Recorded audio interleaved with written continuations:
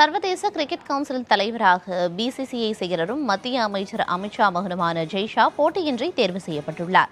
ஜெய்ஷா அதிகாரப்பூர்வமாக தேர்வு செய்யப்பட்டுள்ளதை ஐசிசி தனது சமூக வலைதள பக்கத்தில் அறிவித்துள்ளது. ஐசிசி தலைவராக 2 முறை பதவி வகித்த கிரேக் பாக்லன் பதவிக்காலம் வரும் நவம்பர் மாதத்தோடு நிறைவடைய உள்ள நிலையில் அந்த பதவிக்கு ஜெய்ஷா தேர்வு செய்யப்படுவார் என ஏற்கனவே செய்திகள் வெளியாகின. இந்த நிலையில் ஐசிசி தலைவராக ஜெய்ஷா போட்டியின்றி தேர்வு செய்யப்பட்டுள்ளதாக அறிவிக்கப்பட்டுள்ளது.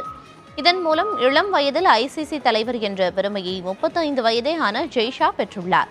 டிசம்பர் 1ஆம் தேதி பதவியேற்க உள்ள அவர் அடுத்த 2 ஆண்டுகளுக்கு இந்த பதவியை வகிப்பார். 2019ஆம் ஆண்டு முதல் இந்திய கிரிக்கெட் கட்டுப்பாட்டு வாரியத்தின் செயலராகவும் 2021ஆம் ஆண்டு முதல் ஆசிய கிரிக்கெட் சங்கத்தின் தலைவராகவும் ஜெய்ஷா இருந்துள்ளார். இதனிடையே ஐசிசி தலைவராக நியமனம் செய்யப்பட்டது மிகுந்த மகிழ்ச்சி அளிப்பதாக கூறியுள்ள ஜெய்ஷா, உலக அளவில் கிரிக்கெட்டை கொண்டு சேர்க்கவும் 2028ஆம் ஆண்டு ஒலிம்பிக் போட்டியில் கிரிக்கெட்டை சேர்க்க நடவடிக்கை எடுக்கப்படும் எனவும் கூறியுள்ளார். ஐசிசி தலைவராக ஜெய்ஷா நியமனம் செய்யப்பட்டதை அடுத்து பிசிசிஐ செயலர் பதவிக்கு முன்னாள் அமைச்சர் அருண் ஜேட்லியின் மகன் ரோஹன் ஜேட்லி நியமிக்கப்பட வாய்ப்பிருப்பதாக கூறப்படுகிறது.